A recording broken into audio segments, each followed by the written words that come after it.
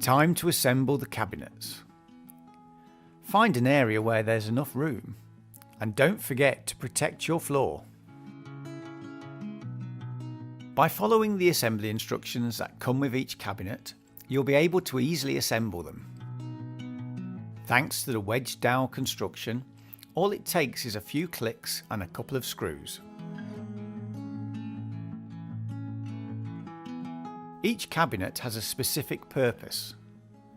The base cabinets have more parts than the wall cabinets, and some cabinets have more functions than others.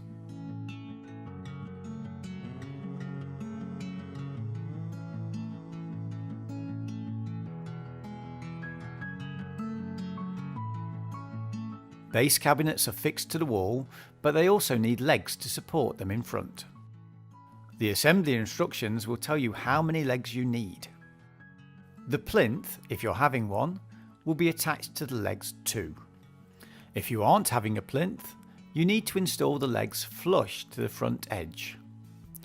If you are having a plinth, you need to put the legs in the opposite direction, so that they're recessed and towards the front of the cabinet.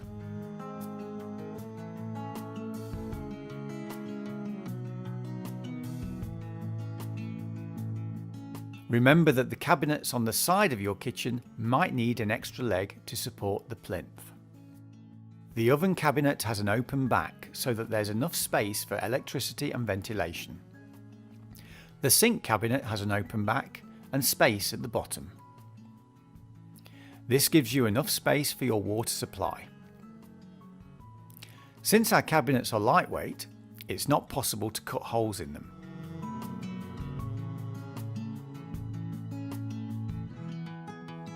You can install your corner cabinet to the left or right. Make sure you follow the correct set of instructions. Our open cabinets come in 3 versions: wall cabinets, base cabinets and high cabinets. They're as easy to assemble as the closed cabinets. You just click them together.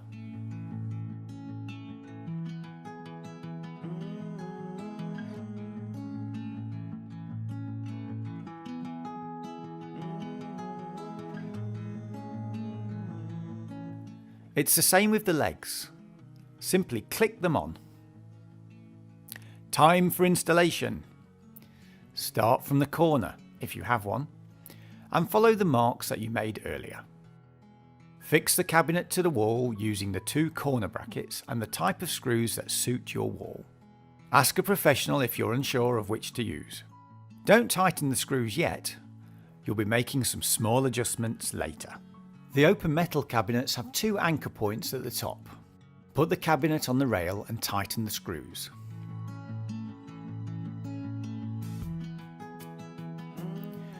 Put the next cabinet in position and align the cabinets at the front. Tighten them using the clips that come with the cabinets. You can't attach the open frames to the wooden cabinets. Once you have the cabinets in the right position, tighten the screws. Now you can remove the rail and either cover the holes with tiles or repair the walls. When installing the base cabinets, start with the corner cabinet. Place it on top of the rail so that you can keep building on the other side of the cabinet. Push the cabinet next to it against the filler piece of the corner cabinet. Then level it and fix it to the wall. Do the same with the rest of the cabinets. Remember that the cabinet on the end needs an extra leg for the plinth. When you install the open metal cabinets, remember to make sure that they align with the other cabinets, both on top and in front.